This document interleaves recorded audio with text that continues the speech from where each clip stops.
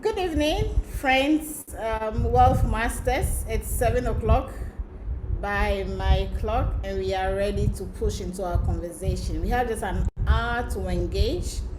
I'd like to confirm from anyone on the call if you can hear me. Please, if you can hear me, please unmute and say hi. Hi. Hi. Hi. Good to see all of you on this call.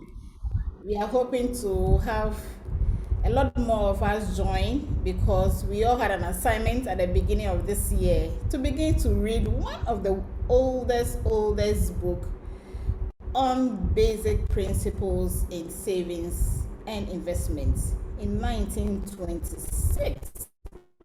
One set around parables, one set around lived experience, one set around ancient Babylon, to help instill that discipline in us, that a lot of journeys in this world begins with little steps.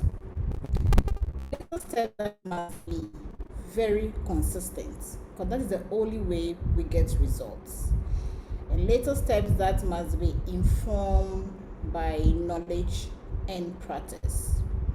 So we're all shared or given this book to read over 3 months, and this evening what we are doing is sharing the knowledge or the lessons gathered so far, the richest man in Babylon. I know a number of people struggle with this book because of the type of language that it is written in, the medieval language, thou art.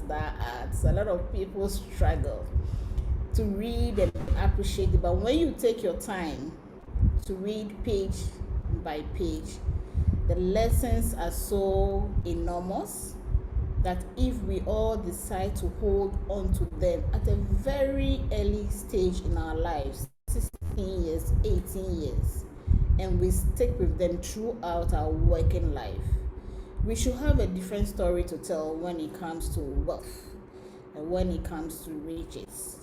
So this evening is for all of us. I'm not the only one going to be doing the talking. All of us will talk on this call.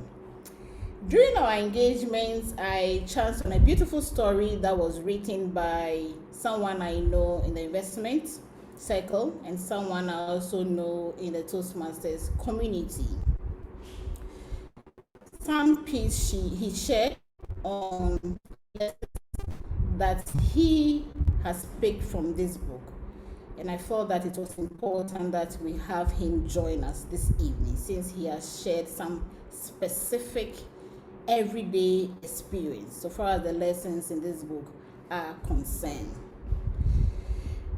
So we have Victor Tando, who is a strategic marketing specialist and holds a certificate in strategic marketing from the Chartered Institute of Marketing UK. He also holds a Commonwealth Executive Masters in Business Administration from KNUST, as well as he's also a licensed investment advisory rep of the Securities and Exchange Commission of Ghana. Victor draws from a wealth of experience, particularly in the financial industry, having occupied various roles at Sinapi Aba Savings and Loans Company, worked as a marketing manager Northern Sector at Frontline Capital Advisors, and currently serves as the business development lead in charge of corporate accounts at EDC Investment Limited. He also serves as the vice president for Diary Team Ghana, a sports think tank and sports marketing agency, as well as the lead consultant for VT Brands and Imagery Consult. Victor is an avid reader, a reason he writes, and also speaks as well as a public speaker.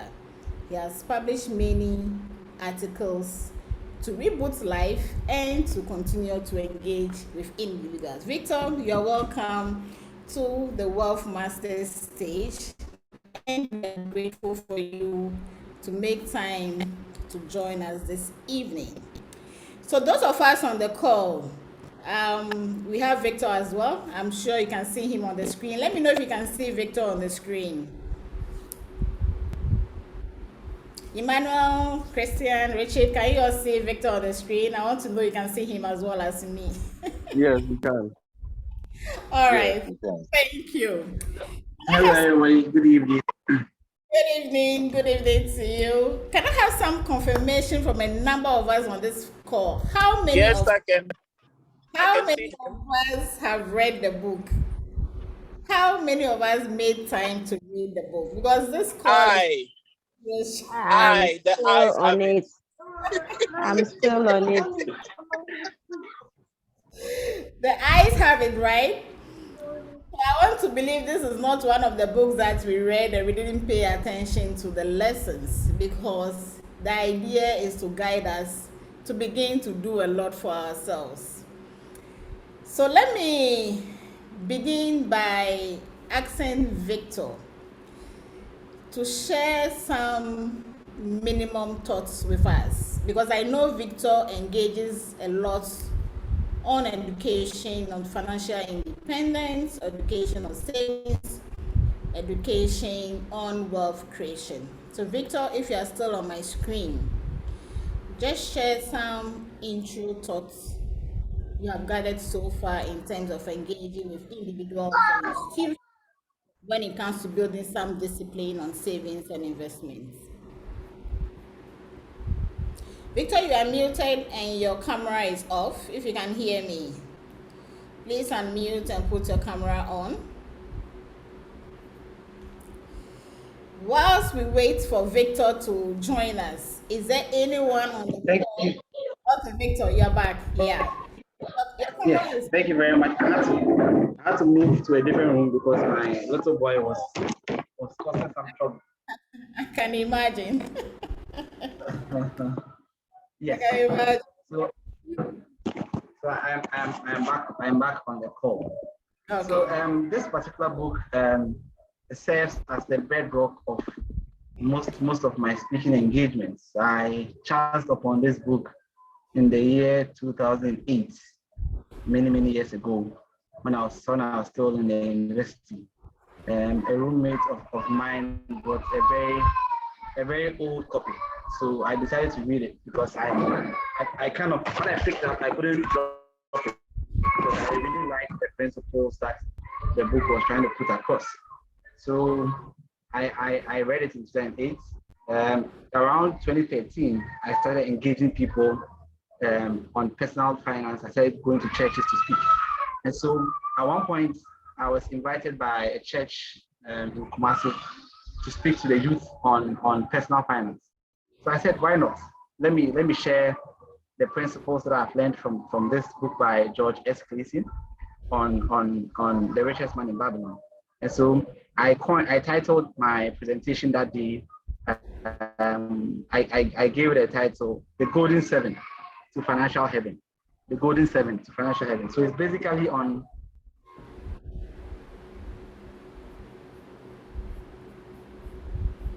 Did we lose Victor?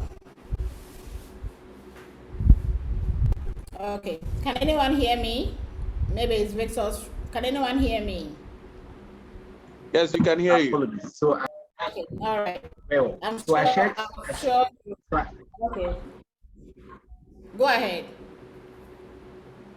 Yes, yes. So I shared some principles from Akkad. You know, in the book, Akkad was a normal person. Akkad is like all of us. You know, Akkad was like all of us before he became the richest man in Babylon. He was like all of us. He was a scribe, and so he used to write back in the days. So typically, it wasn't like today where you have the printers, the computers, and all that. So they had people who were scribes. So Akkad was a scribe. And then at the time, there was this rich man called Algamish, who used to come to, who wanted Akkad to do a work for him. But Akkad failed to deliver. And as part of the arrangement between Akkad and Algamish, Akkad was supposed to do the work for him in a day, and then Algamish in turn would teach him all that he knew about personal finance. And that is how come Akkad came to know all that he knew, and that's how he became the richest man in Babylon. And so the principles, if you permit, okay, I'm not allowed to share my screen. I wanted to share that particular. Don't worry. Let me give you co-host right. Don't worry. I'll do that for you. Okay. Yes. So I wanted to share the exact presentation I did, and it's funny when I wanted to make changes, but I said no, let me leave it in the original state, as when I did it in the year 2013, and You can share basically, your screen. okay. So let me share. Kindly confirm if you can see my screen. Okay, still popping up.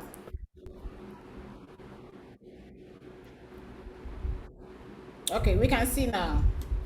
Okay, so basically, these are the slides, and I haven't made any changes to these slides since 2013, since I first put them. So basically, it talked about what is in the book, and I'll just move straight into some of the principles. And I'm sure all of us are familiar with the 7 principles by now.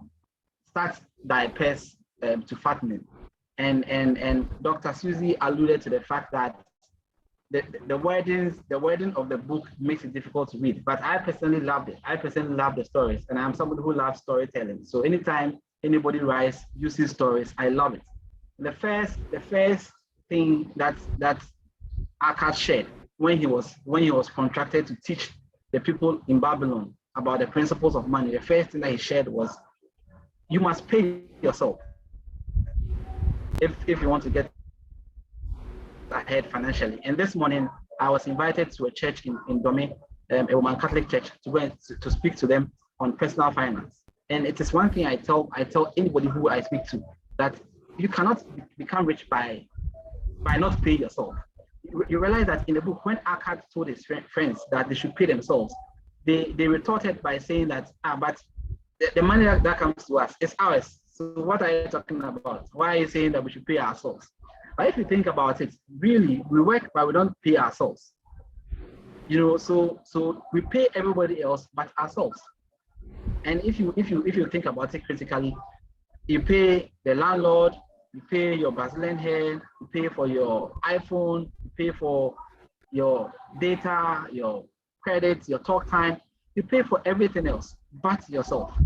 And that is exactly what Akkad was referring to when he says, start diapers to fatten. Akkad in the book said that at least a minimum of 10% should go into paying yourself. I have upgraded it because we are probably in modern times. I use the 70-20-10 rule. That 70% of whatever you earn, your income, should go into taking care of all the expenses, anything else. 20% must go into paying yourself, and then 10% go into tithes if you are a Christian, or into any good cause, the remaining 10%.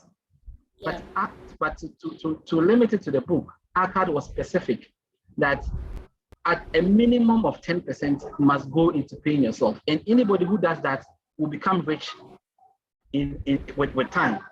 And one thing I love about this particular principle is that there are 2 main things that you need. You need consistency and you need time.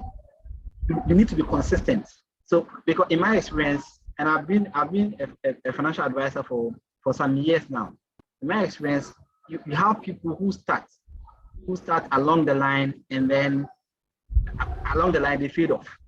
So they never get to achieve their objective. They never get to achieve their goal. And so to make this principle work for you, you must always attach an objective to the 10% that you are doing. And so, for instance, a objective could be like, you want to retire with 1 million cedis in your investment account, or you want to build a house in the next 10 years, or you want to plan for your children's education, your children's college education. And so once you have that objective, it makes it easier for you to be consistent. And believe you me, that is something that I've noticed, and that is something that works for me personally.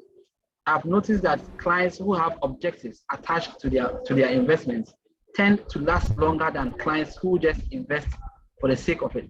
And so I always tell people that this book, The Richest Man in Babylon, is almost like a prophecy. It's almost like a prophecy, because everything that Akkad said and all the questions that his friends asked him in the book, you get similar questions anytime you speak to people. So I'm saying that start thy first department. Whatever comes to your pocket, put away at least 10%. Typically, the next question would be, the economy is hard. I'm struggling. You're telling me to put away a certain portion of my income to pay myself. Aka takes care of that in the book by saying that what doesn't come to your pocket, you learn to live without. And that is all the, if you go through all the 7 keys, you realize that all these are practical and all these are relevant today, even though the book was written in 1926. We go to the second key. Aka talks about control thy expenditure. And this is where he talks about budgeting. You have to prioritize. But if you're not able to prioritize, then you will never be able to become rich. You will never be able to become financially independent. Now, this is personally, this is my favorite quote in the book, where Aka says that what each of us call our necessary expenses will always grow to equal our incomes unless we protest to the contrary. And a typical example, about 5 or 6 years ago, a friend of mine got a job into one of the oil companies. Okay, and then he was earning about 16,000 cedis. He was being paid about 16,000 cedis at the time. And I'm sure 16,000 cedis, even today, is a lot of money. This friend of mine, a few months down the line, I spoke to him, and then he was telling me how he was struggling. So my immediate reaction was, how can anybody struggle with 16,000 cedis net salary? And that is when I spoke to him, I realized that what has happened with him was that he couldn't control his expenditure. What we call lifestyle inflation has caught up with him. So now, because he's earning so much, his lifestyle has changed. Typically, he will go down the street and buy Gary and beans, but he doesn't do that anymore. Now he thinks of going to Kempinski, he thinks of going to Movenpick. And I'm not saying it's bad to go and eat at Movenpick, but you must have a budget in place so that everything is done within budget. Otherwise, you will never ever go out of you'll never go out of the rat race. You will never become financially independent. And if we think about it, this happens to us a lot. In my write-up that Doc was referring to, I made a I gave similar examples of things that personally I did unconsciously. And then I became aware that if I keep adjusting, if I keep increasing my expenditure to equal my income, I'll never have space to save or invest. And if we look at our lives, a lot of us will have many examples to share. And I'm sure when the floor is open, all of us will share our personal examples where we're earning 5,000, and then all of a sudden you get a promotion, and then you are earning 8,000. And then when you start earning 8,000, you realize that the 8,000 is not enough, and so you want another promotion. And so you ask yourself, when will the salary be enough? When will the income be enough for us to be able to put money aside? The biggest problem is the fact that we are not able to control our expenditure. We are not able to spend less than we earn. Many years ago, I always told people that if they pay me 5,000 cedis a month, I'll become richer than Despite. Fast forward, you start earning 5,000 cedis, and then you realize that, 5,000 cedis is nothing, because your taste buds have changed, your appetite has changed. Now, the normal trotro that you could take is no longer in your league. Now you are driving a Toyota Corolla, so now you are thinking of a 4-wheel drive. So you realize that you keep increasing your expenditure to match your income. And so you are never, ever, ever going to become the richest man in Babylon.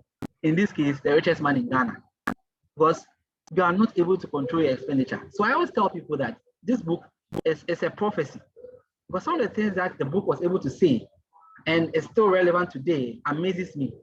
Because anytime I go to do a speaking engagement, the questions that Aka's friends asked, I get them.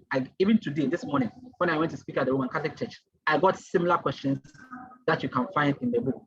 Because of time, quickly make thy gold multiply. Maybe I'll talk about 3 or 4, and then I'll leave the rest for all of us to digest and then discuss. Now, this is very important. Now we are able to squeeze ourselves. We are able to have the budget. We are we are able to save, we are able to leave surpluses. The next thing that people forget to do is that you have to move from savings to investment.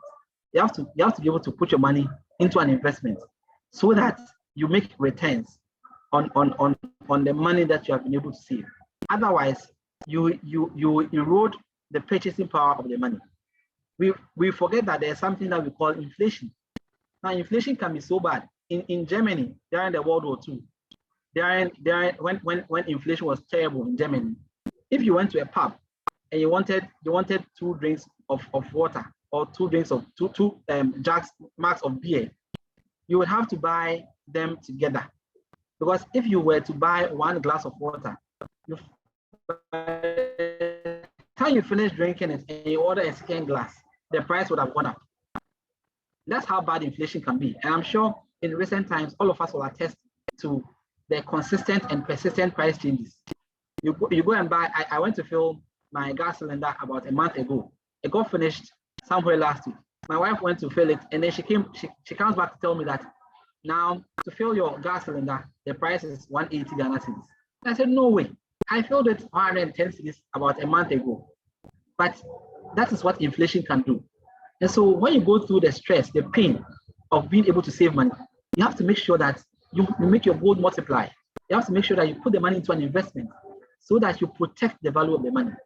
And I've seen a lot of people who are able to save and put the money under their pillow, leave the money in their current account, leave the money in their savings account.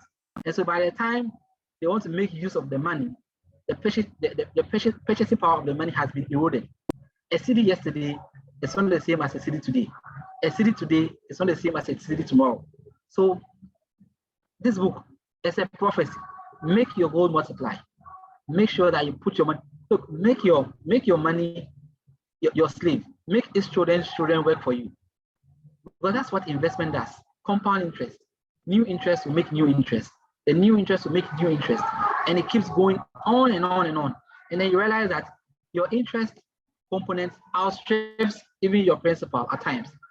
I have clients who over their lifespan of their investments have made more money in interest than the principal they brought because of time. And then the principle of compound interest.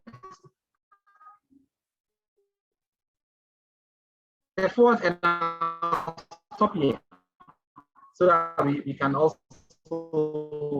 we can all chip in. The fourth key that Akkad taught the people in Babylon, the youth in Babylon, was guard your treasure from loss.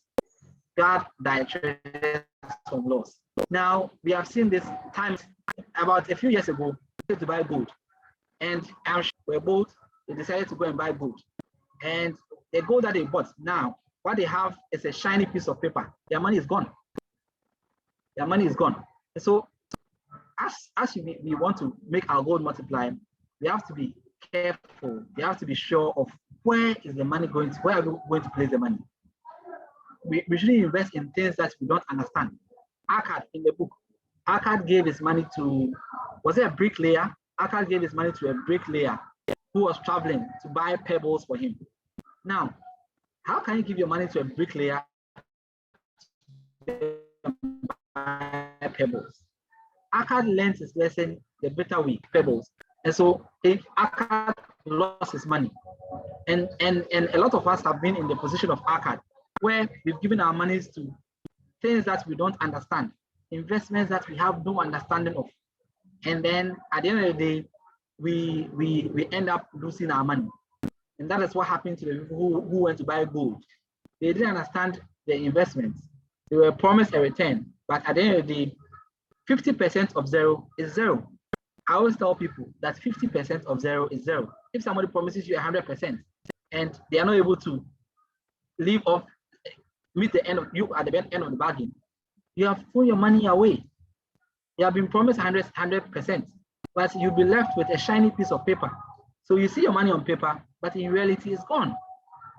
And so guard your treasure from loss. So please, I'll pause here so that we can, I have all the 7 lessons, main lessons that you can pick up from the book. But I'll pause here just so that people who have learned can also share their yeah. Absolutely. What we are going to ask from Victor is for him to be kind to share this slide, the PDF version with us. So those Mm. who are on the call can pick it up and pick up the lessons along the way. So 7 great lessons. We've all been tasked to read this book. The stage is open, the mic is open. Please unmute and share any specific lessons or anything you have practiced so far. One thing I like when I read this book, it's being able to recognize ourselves for the efforts we take every month in terms of our engagement where work is concerned. We have a number of business leaders, especially entrepreneurs, who don't understand the principle of paying themselves at the end of every month. That they always see the sales that come through the business account as their own money, and that is what they live off. You need to pay yourself somehow. And for those of us who are on regular income through salary, the principle of paying ourselves is being able to put something aside to celebrate ourselves in the future. The fact that you receive your salary from your employer does not mean that is the end of it. Take something out, and the mathematics still remains the same. Keep it as low as 10%. And there's a reason for doing that. You don't want to put so much away, and then in the middle of the month, you are so cash strapped, and you become indisciplined, and you keep going back into your investment to withdraw. So keep as minimum as 10% away, and be disciplined to stick to a plan of always adding on a regular basis. So let's share our experiences so far, any specific lesson, anything we have put into practice so far. Please unmute and speak. We have just about 33 more minutes to go, so we don't have too much time. Any experience? If you're unable to speak, you can type it, but I would love to hear your voice. You've been hearing my voice since the beginning of the year. I would love to hear your voice at this time. Anyone, please speak up. Hi, good evening. Hi, Richard. Hello. Go Okay, ahead so and speak. I think that there's this one principle that you keep hammering on that has to do with paying yourself. And when you talk about it with people, they think that you are just creating a joke or cracking a joke or something like that. But if you fail to pay yourself, what will happen is you always say that you're going to save what's left after you spend your money. And trust me, once you have the money, you'd always find something to do with it. So that one main principle that I have learned, or that always sticks with me, is paying yourself first. I mean, if you pay yourself and you put it in an investment account, your pairs will end up becoming fat eventually. So you need to be conscious about it, and you need to ensure that you do that religiously. Thank you. Thank you so much, Richard, and I hope you are doing that consistently. I know you are with EcoBank, and I know you are very close with Victor. I want to believe that your investment account just keeps growing up on a monthly basis. And please remember the principle of additional value or added value. You start at 10%, you are able to live off your 100 cedis every month. Okay, just keep adding a little more. The next month, just add a bit more, 110, 120. In no time, you add 150. So don't just stick to the 100 cedis throughout. Please keep adding a little more. In no time, you are at the point where you are contributing as high as 1,000 cedis on a monthly basis to investments. Any other lessons? At least Richard is doing something beautiful. Any other lessons from anyone on the call? Anyone? Yeah, hello. Hi, Amy. Yeah, good evening. So my name is Abraham, and thanks for the opportunity. Sorry, there's some bad background noise. I It's hope okay. it's not disturbing us. Yeah, I really love the book, and I've realized that, I mean, nothing is really new under the sun. These are principles that have come way, way, way back, and they still apply. And I enjoyed reading it. And so one of the key things I've learned is that financial literacy is key to economic development. Financial literacy is key to economic development. You see how the king, I mean, he saw the gap between the rich and the poor, and he found to learn. He sought to learn from Akan, and he asked him to teach a number of people to do same. And when he was able to do that, it had a ripple effect. And then Babylon became one of the richest countries in the whole world. You know, it's simple as that. It's very, very simple as that. So I think that it's a principle that we shouldn't forget, that the things that we learn from here, the things that we learn from these things, these valuable resources and things, we also share with our children, we share with our peers, and so on and so forth, so, to get them to do the same. And that's the way to change the world and make people also, you know, become financially independent. I think it's very, very important lesson that we should draw from it. It's a very, very important point you have made. Someone was asking me this week, what inspires me to continue to engage in financial literacy to a number of people. I tell them, so far as I'm concerned, once I have a lot of people around the table who are beginning to think like the way I think, the conversation becomes nicer and easier. So that when you begin to talk about investment over a longer period, people don't think that you have nothing to do with your money now. Yeah. So it's important that as we gain the knowledge, it's important that as we begin to instill that discipline of investing in every month by ourselves, we should share the knowledge to our families, to our friends, to every group that we engage with, so that at the end of the day, it's a lot of us doing the same thing. But the whole idea is to move investments from a short-term interest where you are just looking for 10,000 to put away from 3 months or 6 months. That is not the idea. The idea is to begin to do something consistently over a long time, because that is where the result is. Doing it consistently over a long time. Yes, Sam, I see your hand up. You can speak up.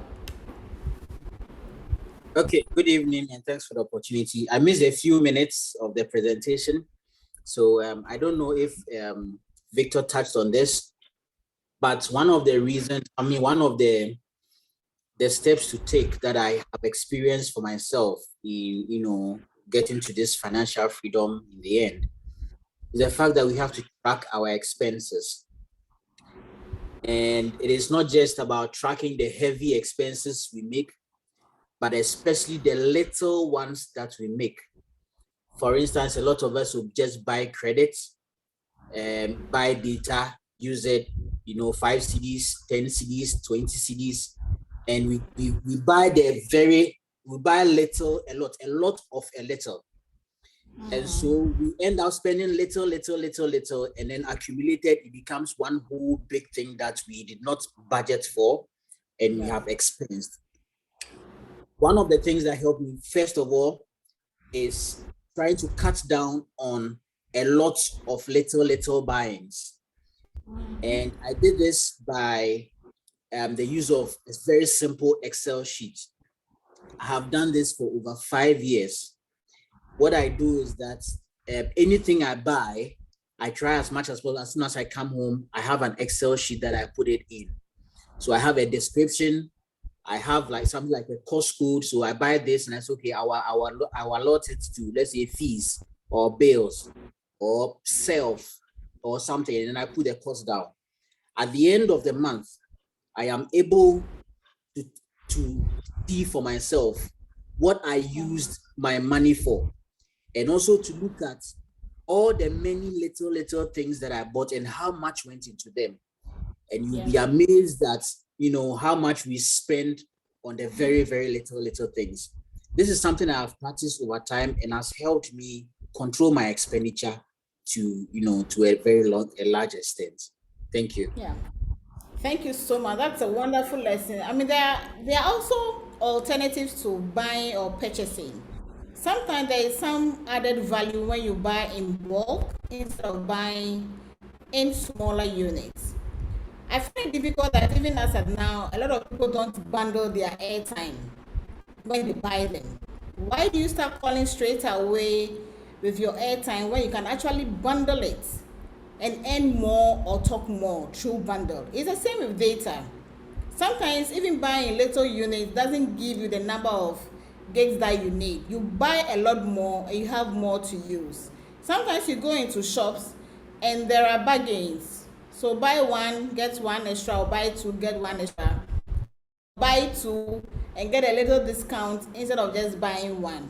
So there are all those options that we can also begin to consider when it comes to buying. Let's see how we can save on our expenses.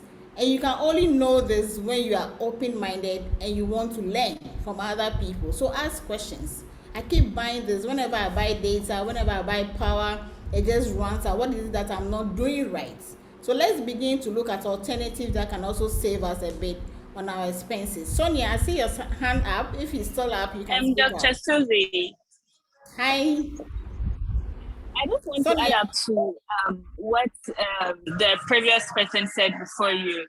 There could be, there's an app. Sometimes instead of using Excel, you may forget some things you buy or pay for during the day.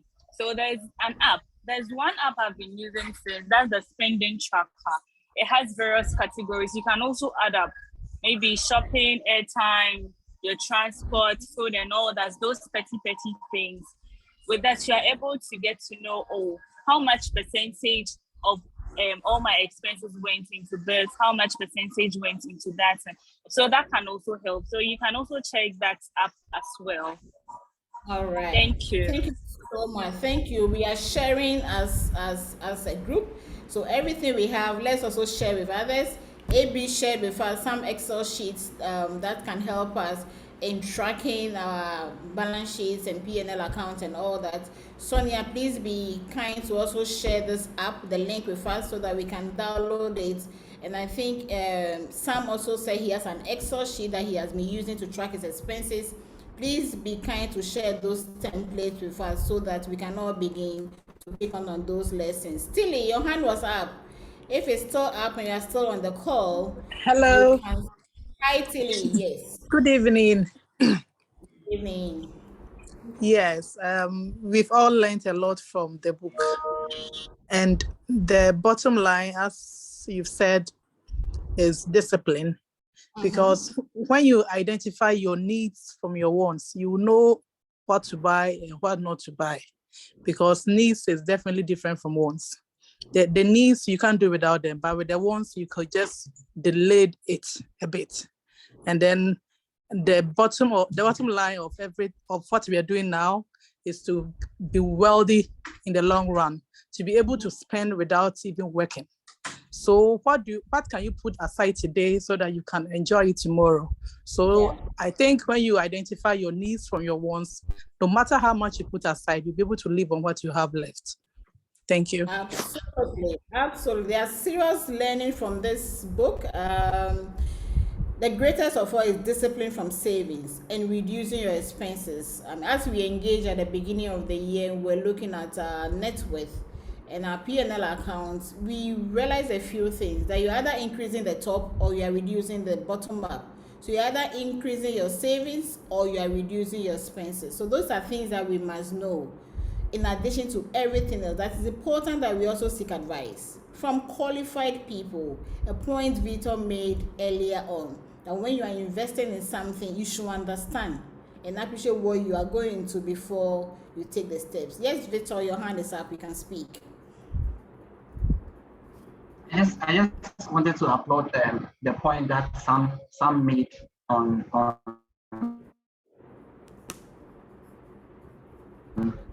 tracking your expenses. Yes. I wrote an article on personal budgeting or inshallah, and I feel a lot of us do inshallah as we go along. So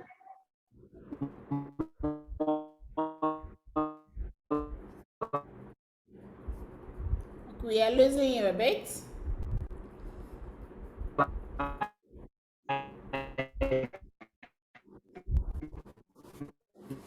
We leave everything in the hands of God. It's like she has ghost living. Yeah, we can hear you. Go ahead. Hello? We can hear you. Go ahead. Yes. Yes. So I'll say that typically my wife will tell me that she feels like he has ghosts living in her purse. And I'm sure some of us feel that the same way. So sometimes you know you have 500, the next time you check is 230, and you can't really pinpoint exactly what you did with the money, and you cannot go ahead financially if you keep doing that. You know, typically I always tell people that have a budget in place. Know how much you earn, know how much you know whether you are breaking. If you consider yourself as a little company and you do a budget, three things will happen largely. You know whether you are breaking even, that is whether you are doing hand to mouth, and so then you begin to do something about it. You can either strive to earn more, or you can look at your expenses and see where you can cut and make room so that you can save, invest, and become financially free at the end of the day. Secondly, the second thing that could happen is you realize that you are spending less than you actually earn, and that is a very good thing. So it means you have space, you have room to put money away, and at that point, you know you look for what to do with the excesses. The third thing, which is scary, which is dangerous, which a lot of people that have worked on a personal budget for is you realize that you're actually spending more. You're spending more than you earn. And so at the end of the day, a lot of us turn out to become magicians. Because I don't know how you can keep spending more than you earn and still hope to become financially independent or to become financially free.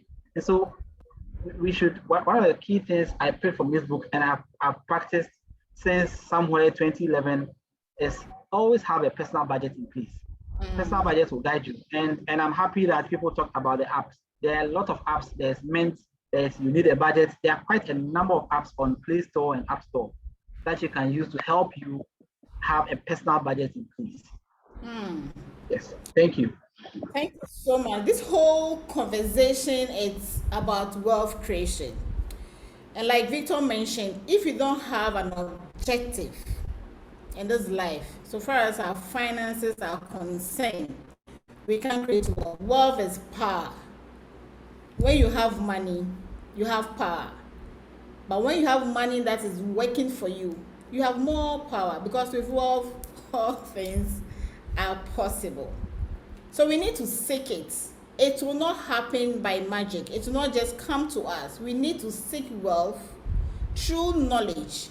And when we find the knowledge, please act on it. We are spending so much time, we are sharing so much information, we are sharing so much lived experience. It is important that we act on it. It's not enough to just gather the knowledge and keep wishing and do nothing about it. You have to start. And when it comes to investment, what I tell people is that don't feel that it is too late for you to start. No. The moment you grab the knowledge, just start. Yes, Raf, your hand is up. Please speak. Okay, I hope you can hear me. Absolutely. Okay, thank you for the opportunity, and thanks to my good friend Victor. But I have read this book. I actually listened to the audiobook because I'm not a good reader. And fortunately for me, I think a few of the things that was mentioned in I'm already practicing. And I was really glad that I got confirmation from the book. My little contribution for this gathering is to also let people understand that they should define their own riches according to their level. It's more of the old saying that cut your coat according to your size, and now people say according to your material.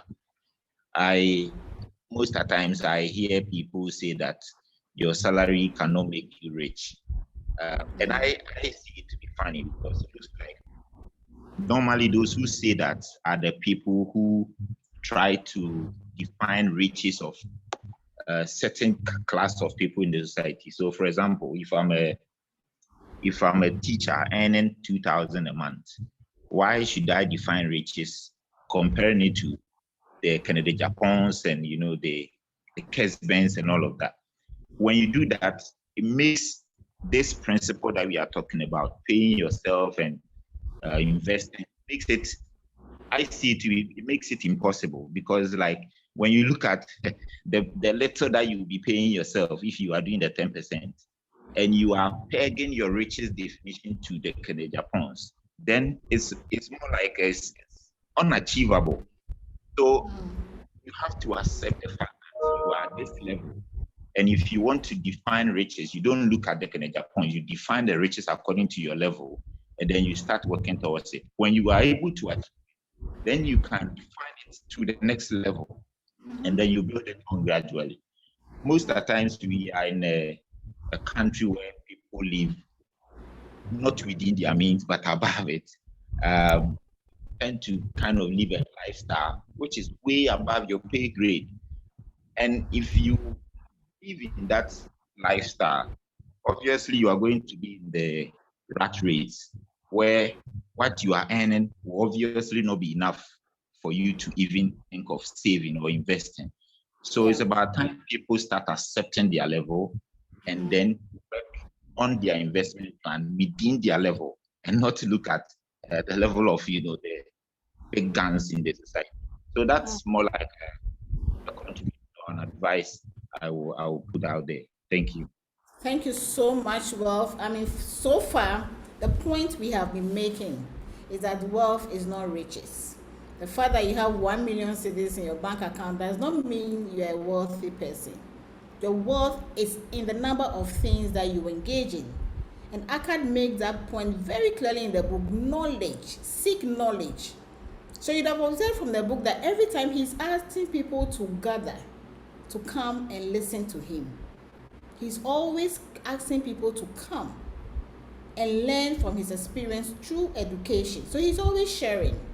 So it's important for us to know that we can't do a lot of things by saying that we know it all.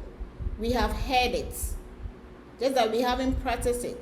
Please, continuous learning is what it is. A lot is changing the world when it comes to any wealth acquisition, the form and shape. So let's continue to seek knowledge where wealth is concerned. We have just about 30 more minutes to go. I'd like to know the next steps when it comes to certain things. So we are all on this call. What are we going to start doing from tomorrow? Very quickly, everyone should just share something. What are you going to start doing from tomorrow? What have you started that you will continue? What have you not started that you will start doing from tomorrow? Let's hear from a few of you very quickly, and then we can call it a blessed evening. Anyone should just unmute and speak. Yes, Tilly. I always track my expenses for the day, but I use a jotter. So I just heard about the app. So from tomorrow, I will download the app so that I can track it even whilst I'm still in town. Absolutely. Sonia, please be kind to share the link to the app so we can all download it. And I think Sam also has the template in Excel. Please share that with us so that we can all have it. I keep a lot of things on my phone, my pad, my laptop, everywhere. So every now and then I'm able to update very quickly. Because when we do that, we are able to track our expenses, and then we'll decide what we can begin to cut off. Let's also remember that spending in itself is not bad, but it is what we spend on. As we look through the P&L account, we observe that there are some expenses that ends up increasing our net worth in the balance sheet. So some expenses are positive, others are negative. So the focus is to reduce the expenses that are negative and adding deficit to our net worth, and focus on the ones that will rather increase our net worth in the balance sheet. So let's keep that in mind as well. Yes, anyone with any action point from today? What are we going to start doing from tomorrow? Tilly has shared hers. Anyone? What are we going to start doing from tomorrow? Anyone? Victor, I'm sure you may have some concluding thoughts for us in going forward. based on everything we have discussed so far. Yeah. Maybe Well, okay, before we Raf, you want to? Okay, Raf, Yeah. you can speak. sorry, before your concluding words, I want to share something what I do. In fact, I even do it the opposite way around. So what I do is I've been able to track my expenses for the past 3 years, and I have an average leave. So I'll say average expenditure per month. So what I do is in paying myself, I pay myself that amount, my average living expenses like for a month. I pay myself that amount, and the rest, everything goes to investment. Okay. So whether it's 60%, whether it's 80%, whether it's 5%. So that is why I've calculated this, or I've tracked this for some time, and I know that at least every month, this is how much I need for myself and the household. So I pay myself that amount, and everything goes to investment. This helps me to make sure that I live within whatever I have paid myself, because the rest is in investment and I can't have access to it. So that is what I do anyway, and I just wanted to share that. Yeah, that's a good way around it as well, because sometimes we end up reducing the expenses, but we don't move that reduced amount into other investment. So you'll be able to cut down on your data cost in a month from say 100 cedis to 80 cedis. So that savings of 20 cedis, what do we do with it? We need to add it to our investment. That's the only way we see the added value. Yes, Victor. Yes. I would like to say a big thank you for having me. I don't take any small speaking engagement for granted at all. I would want to conclude by sharing a story which ties into what we need to do, or what we will do going forward. There's an island in South America called Curacao. Curacao is an island owned by the Dutch. Now, many years ago, somewhere in the 1800s, they wanted to build a bridge that will connect one part of the city to the other. And so when they built it, they wanted the people to pay for it. So they thought, how do we get the people to pay for it? And then they decided that, okay, we'll let the rich in the society pay for it. Brilliant idea. How are we going to let the rich pay for it? At the time, this is the 1800s, and at the time, only rich people wore shoes. So they said, if you are going to cross the bridge and you're wearing a shoe, you pay a toll.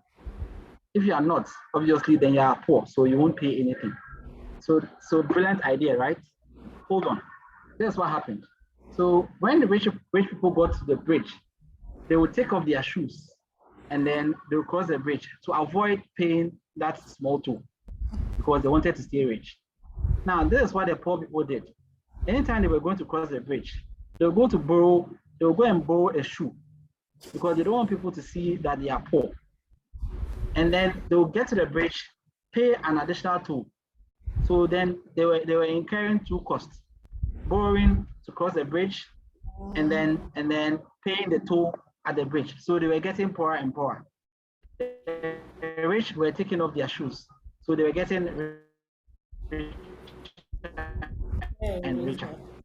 So from the book, that's what I was saying. Rich people care about being rich. Rich people want to be rich. Poor people want to look rich. There's a big difference about being rich and wanting to look rich. So if there's anybody on this call who's borrowing a shoe to cross any bridge, please stop. Thank you very much. Thank you. That's an interesting one. Perception, and I mean the point one of our members made about making sure that we live within our means and not try to impress the world or be like other people. And I tell you, those who are wealthy always think about their wealth, because somehow they want to sustain it. Somehow they want more of it. That is what we should get to. That getting to a certain level should not give us comfort, because we work hard to get to that level. What is important is to ensure that it is sustained. And through the sustenance, it grows and keep growing. Because Akkad makes a very important point. Money must be allowed to follow its natural law. That is velocity. The money must move because it's power. If you hold on to it, it will not move. And the only way money must move is when it comes out of your purse and goes into something that begins to work and creates more money for you. And the more you get, the more you extend it into other investing that will give you more. So my dear friends, wealth is good. Wealth is sweet. It is good to dream about it. But it shouldn't just remain in our dreams. Let's seek for it. And we seek for it through knowledge. And when we get the knowledge, let's run and take action. We all saw the post that I shared earlier on in the year about positions that people take at the beginning of the year. In January, with all the energies, everybody's like, oh, I'll start with all the New Year resolutions. In February, oh, okay, the year has just started, I will start. In March, what do we say? I will start in April. In no time, 3 months will pass, 12 months will pass, and we haven't taken any actions. I also believe in the power of collective engagement or peer engagement, that when you do something with someone, there's some accountability. So it's a bit of a challenge. You tell your friend, I need to gather about 100,000 cedis this year, and this is how I plan to do it. Can you begin to check on me every month, every 2 months, to see how far I have gone or what I am doing? It's even nicer when the other person is also on the same journey with you. So it's like a competition. Everybody is trying to gather about 100,000 by the end of the year. Somehow it happens because there's accountability and there's the joy of doing something with someone. So I keep saying, if you don't have the self-motivation to do something, find someone and do it with. Find a group that you do it with. So you are blessed to be part of this tribe. Please hold on to the lessons, share the knowledge, and run with a lot of the things that we are discussing and agreeing on as a group. Dr. Loretta, thank you for joining us. You just came to close us. Your brother was super good. He shared a lot of nuggets with us. Thank you for coming to support me as well. Welcome. So, thank you. We have just 2 more minutes to go. So I would like to say thank you. Evans, I see you on the call. If you are still here, please unmute and say hi. Evans, you're still on the call or you're I've been on since 5 minutes into the session. Yes, I saw you. When a senior speaks, you just have to listen. So, Senior Victor, thank you. Senior Victor, yeah. So, Evans, thank you for your support so far in getting this group going with all the activities we are planning. Evans has a very short announcement on the book that we'll be reading for next quarter. So this first book we read, The Richest Man in Babylon, was for the first quarter. As I said, we are all reading. Somebody on the call said, I don't like to read. Please, when you are with this tribe, you have to read. So we have a book for the second quarter. Evans will share the details very briefly with us before we go off the call. The book for the second quarter was written by Dr. Evans Dia. Dr. Evans Dia was a facilitator for our end of month engagement in February. And for those who joined the session, you recall that he was very on top of his game. So the title of the book is Intentional Wealth 2.0. Intentional Wealth 2.0. And when we asked him why 2.0, he said he believes each and everyone has some basic knowledge of wealth creation, except that we need to move it from point 1 to point 2. And therefore, his title, Intentional Wealth 2.0.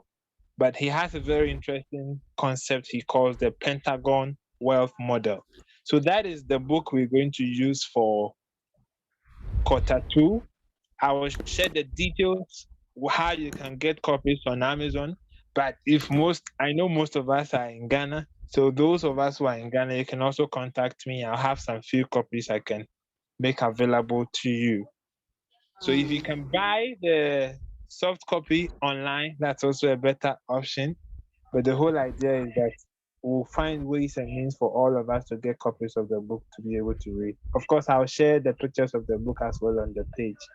Yeah. I don't know if there's anybody on the call today who is not on the platform. If yes, you may want to get in touch so that we can put you on the platform as well. Thank you, Dr. Susan. Thank you. Anyone who invited you, please reach out to the person so that they show you how to be part of this family.